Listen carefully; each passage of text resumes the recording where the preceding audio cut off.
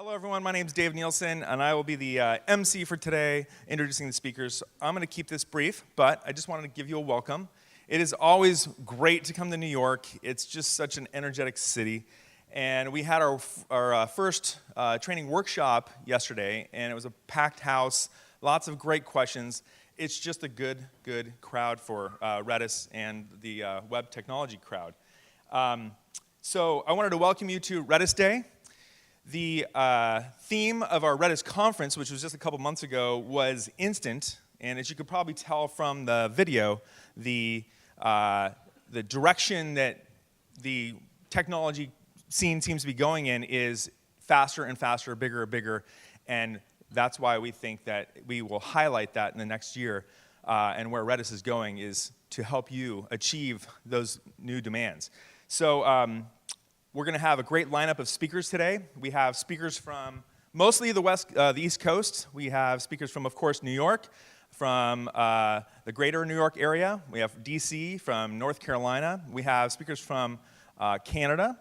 We have also some from out of town or out of the East Coast, from Israel, from India, and also a special speaker from Sicily, Italy. He's known by many as Anti-Res, but we know him as Salvatore. So let's give a warm welcome to Salvatore Sanfilippo.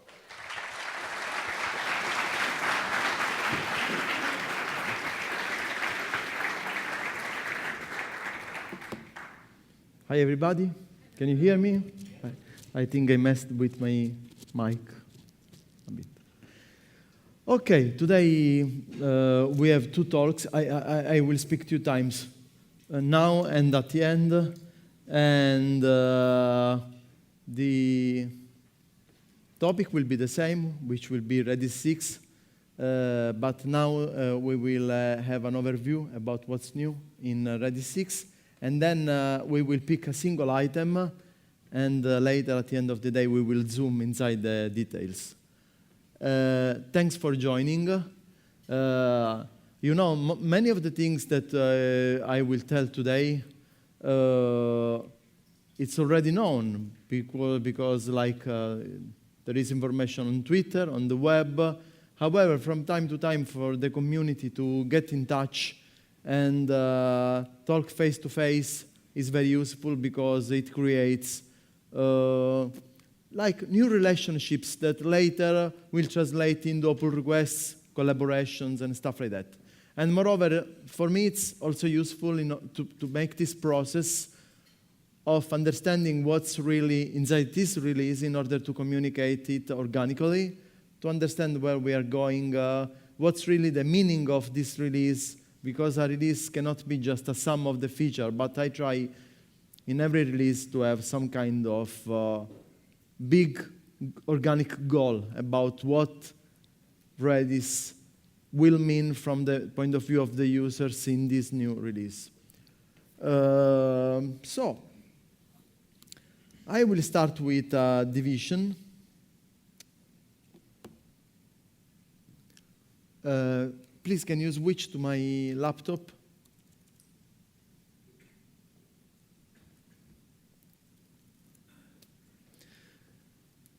Let's check what Redis 6 is. If this is Redis, we can split it in 3 parts. Let's start with this one, which is the user-facing part. That's the features that really you can see documented, that you can use that before you didn't have, and stuff like that. Because the user-facing features normally are just a subset of a total release. There are many improvements that you cannot touch directly, but you will see just that some command is faster, that some operation now is more consistent, and stuff like that. From the point of view of the user-facing features, we have ACLs, that are the access control lists. Then we have the new protocol, which is called RESP 3, and we'll substitute the old one, which was called RESP2. This is the network protocol that clients use to talk with the server. The old protocol served us well for, I believe, 8 years, because initially we had another one. After 2 years, we substituted it immediately. But now it's time for an improvement. We will see why this is needed. The other set of things are Redis cluster tools, improvements, mainly in the form of the old Ruby scripts used in order to manage the cluster, now being translated in the C language and being incorporated inside our CLI, the Redis CLI tool. And finally, we are going to merge SSL, an SSL patch provided by Amazon, which was evaluated multiple times, and recently it was decided to merge it for the Redis 6 release. So, well, two things are obvious, like this one and this one combined means that Redis will be more secure, or if you prefer, it will suit a bit better the enterprise environments. Because many users don't feel the need to have ACLs or SSL, but there are two problems. One is a legal problem. Sometimes, based on the business that you have, you are required to have encryption, even if you feel like your clients and server can communicate safely. And the other problem is that from the point of view of ACL, it's not just a security feature, but it's also an isolation of privileges feature that let you have bugs in a given system that cannot destroy completely the database, but the damage can be limited to certain things. So also, this improves basically the operational safety of Redis. The other user-facing feature, which is RESP3, is something provided in the hope that we can have a better client ecosystem compared to today. And it also opens the possibility of new features that were currently not possible, as we will see. And finally, there is the Redis cluster tools, which is a very important step because, the old Ruby tools for Redis cluster were not just slower and also less capable because we also improved the tooling. But it could happen, for example, that you had a wrong version of the Redis library for Ruby and the tool would not work. In the kind of Redis experience that we try to provide, there is not much space for this kind of, shaking stuff. We want more solid experience. And to translate the cluster tools into Redis CLI was definitely the right decision. So this is the user-facing part. Then, let's talk about the internal improvements. That's this one. In this side, we have threaded.io, input-output. We will see what it is about. And then we have modules, APIs, new APIs for modules that allow modules to do much more. And we have expires, a new expire algorithm. Okay, this one will be the topic for the last session today. We will discuss in depth the problems that this implementation creates, what are the trade-offs, the solutions on the table, and what's the idea. Finally, there are this part here. We used PUA, which is the outsiders. The first one is the proxy, which is a proxy for the Redis cluster. Basically, what we observed is that after Redis cluster became stable in Redis version 3, if I remember correctly, the community struggled to create clients that were compatible and working well with Redis cluster, because you cannot use Redis cluster just with a normal client. You need an improved version of the client that is able to speak the cluster protocol.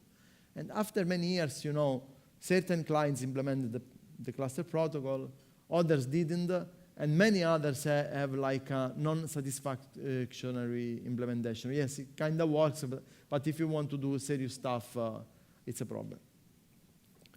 So we decided to create a proxy project written in C with the same style of system software which Redis is itself, threaded, that just you speak with a normal client to the Redis cluster proxy, and the proxy will connect to the Redis cluster and translate the protocol for you, giving almost the feeling that you are talking with a single instance, but always with the same usual limitations of the Redis cluster semantics, which is if you want to perform multiple keys operations, you need to make sure that they hash the keys to the same hash slot and stuff like that. So it's not like magical, like you can pretend it's really a single instance. You have to understand it's still a cluster behind the proxy, but the protocol itself is abstracted away.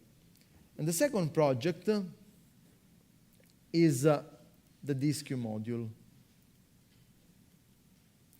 Basically, DisQ was a fork of Redis that I created a few years ago.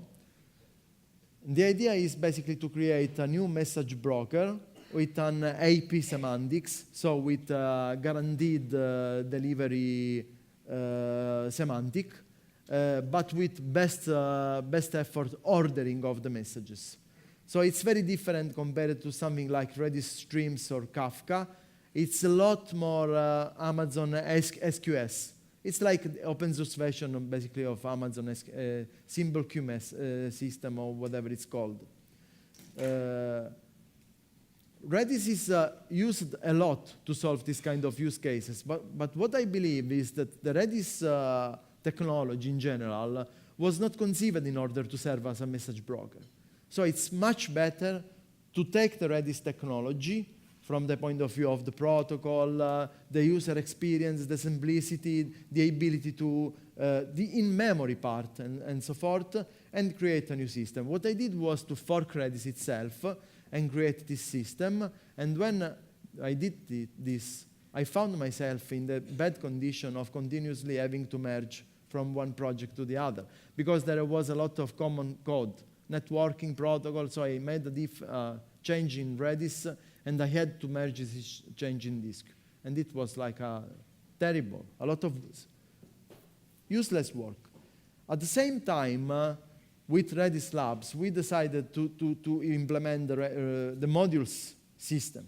So as the module API became more and more capable, I realized that it was possible basically to rewrite DisQ as a module of Redis. And this is what I'm going to do. In this moment, I have an alpha version, which is like terrible. It requires many weeks of work still. However, the good thing about DisQ is that it's a small project. So because it's a message broker semantics, if you do the right trade-offs, that in the case of DisQ is basically to don't pretend to have strict ordering, it becomes very simple to do a lot with less. So I think that the translation, once I am on it, will be fast. And a good advantage of the DisQ project is that as a side effect, the modules API of Redis will get greatly improved. So basically, this is Redis 6. So now we can zoom a bit to check in the terminal what these features means. Okay, let's start with ACLs. Okay, I have here a Redis server running. Redis 5, you connect, and you can do whatever you want. Basically, you are root. You can, I don't know, like destroy the whole database. Or maybe for you it's not enough, so you can crash the service itself. This simulates a crash. You can do any dangerous thing, just connected. What was the solution in the latest 10 years in order to avoid these kind of things? The most lazy possible one. Basically, we had just the possibility to rename certain dangerous commands. For example, debug command is very dangerous. So what you do if you don't want clients to access such command is to use the rename command configuration directive, and you rename it to something else that is unguessable from the point of view of the user, but still the system administrator, if knows the name, can still call it. So for example, in cloud environments, you get the config command, rename it to an unguessable string, and you use it in your tooling, this unguessable string. However, the user will not be able to do config set or change the configuration of the server or whatever. For 10 years, this kind of worked. However, this is extremely insufficient because, as I said, it doesn't allow to have isolation between a given system that uses a given Redis instance and another system that is doing another thing. An example, you have an application where you do HTML fragment caching. However, you discover that also you need Sidekick in order to do delayed jobs, to send registration emails to your users. You download this new library from the internet, and you have no idea if it calls flush all or debug segfault or whatever. What are your options? You have to do a code review to check what's inside the code. Otherwise, now with ACLs, you can say, okay, this connection will be authenticated just to call the things that are needed in order to do delayed jobs. The list commands, lpush, lpop, blpop, or whatever you need. And that's all. All the other commands are not, it's not possible to call. Let's see how it works. So, the first thing that you can do is, of course, to define users. So, when you connect, how is this system backward compatible with the old semantic of Redis? When you connect, you are already authenticated as a user that's called default. So, if you configure Redis 6 so that the default user is able to do everything, it's the old behavior. Or you can restrict the default user to do nothing at all. Or you can say, okay, I just give to my default users middle capabilities, the ability to call normal commands but not administrative commands. So I want to define now a new user, and I use the ACL command. The ACL command and its subcommands is my interface to everything about the ACLs. Set user, anti-reds, on, which means that this user is actually enabled, or you could use off instead, if you want just to define it without really making it accessible. Then I can define a few passwords, like password 1, password 2, foobar, 3 passwords. I can have multiple passwords so that I can have password rotation strategies. And then I want this user to be able to call all the commands. When I use plus, I can specify the name of a command. For example, I can say plus get, but with the @ symbol, I specify a category. The all category means everything. And then I can specify key patterns. And I say asterisk, which means all the keys are accessible by this user. Okay. Now, currently I am the default user, and I want to switch to the other user. I use the old out command for this, but in a new form, basically, where I specify not just the password, like in the old times, but the username and the password. Okay, now, sorry. Now I am the anti-reds user, as you can see, and I can run any command. Now I want to change this user. I tell the system that this user is no longer able to call set. So I still can get foo, but if I try to set foo to a different value, there is no longer the permission to do that. After you define your users, you can use the command ACL list in order to see all the users that are defined right now. And I have the user undeads, and I have the default user that is able to do everything without requiring a password.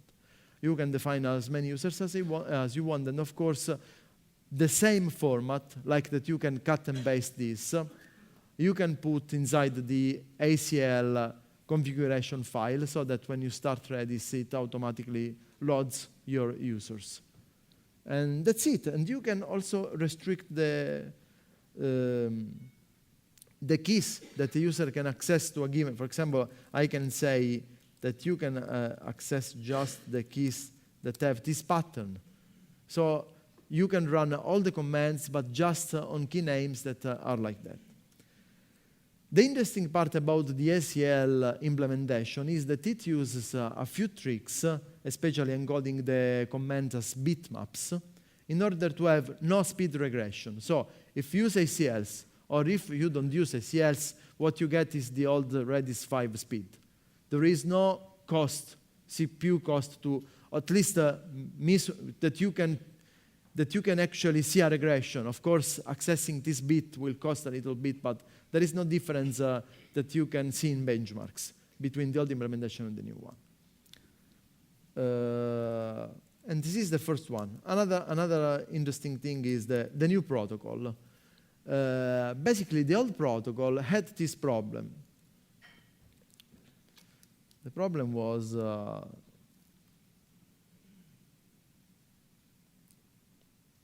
following one. Like, if you call a command like lrange,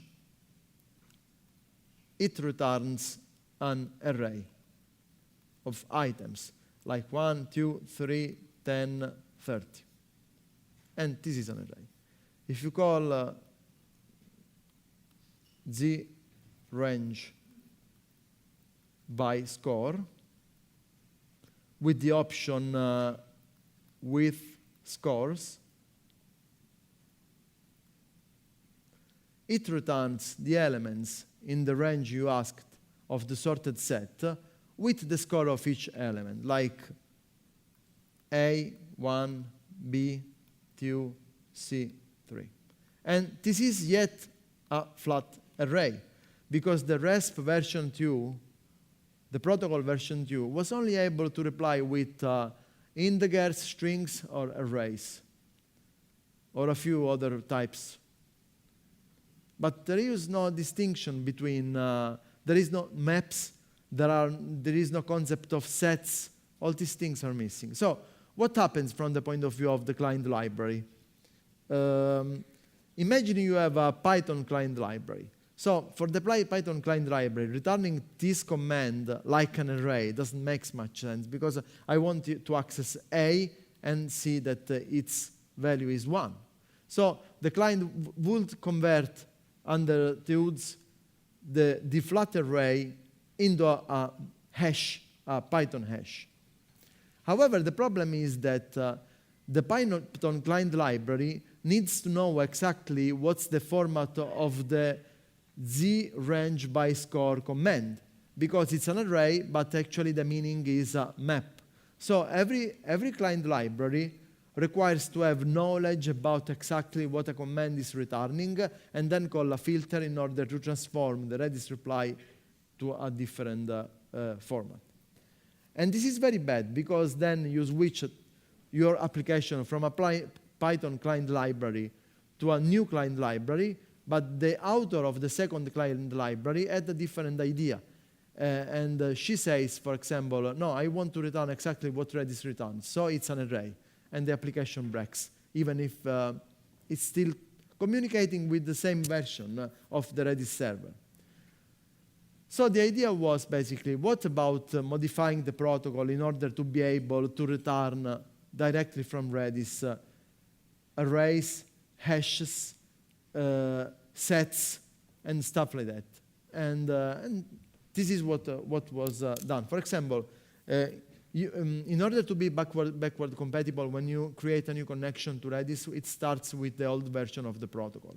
So if I do h set my hash A1, P2, C3, and I get all the fields, I get the old, basically flat array. And then I want to instead switch to the new protocol. And I use the hello new command, which is an handshake command, to say I want to switch protocol. I say hello 3. The hello command replies, because it's a command which is designed to be called basically in the connection initialization step, it returns with things that are normally useful for the client, like the version of the Redis server, the ID of the connection it was assigned to, the modules that are currently loaded, and stuff like that. And now, if I call again the same command, I get an hash. This is how Redis CLI shows you an hash, basically the number of the item and then the arrow, similar like to Python and Ruby or whatever CLI. This was one problem that we wanted to address with RESP3. But there are a few more. One was to fix the mistakes of the past. For example, the protocol had no way in order to return true or false. And commands usually return 0 or 1.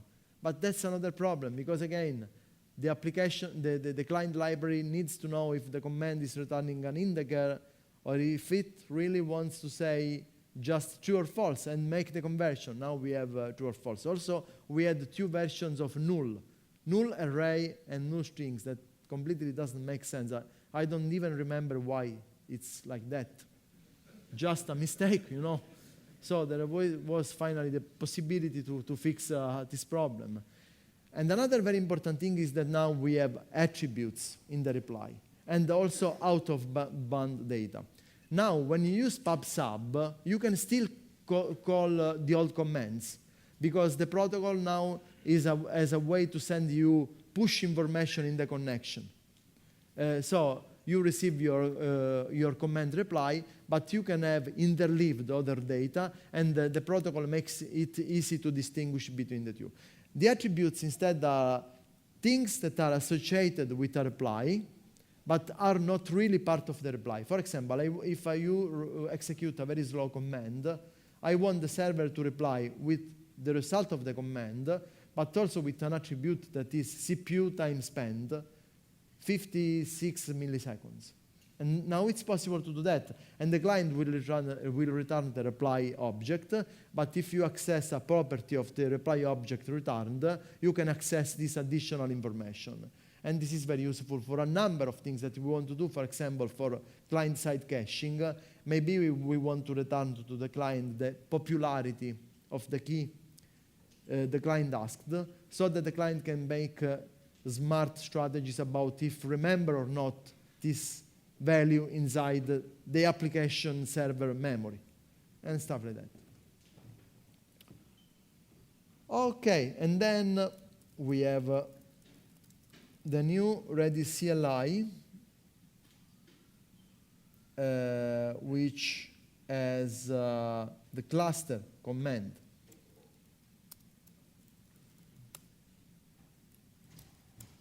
Exactly. If you call it like that, cluster help, you see that you have create, check, info, fix, reshard, all the other stuff, all the stuff that were available under Redis Trib was called the old tool.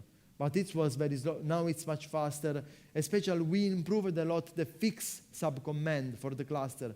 So if something terrible happened to your Redis cluster and there is no longer agreement between the different shards about what keys are served by a given shard, what keys are served by the other, with the new fix, it is able to recover from very complex situations.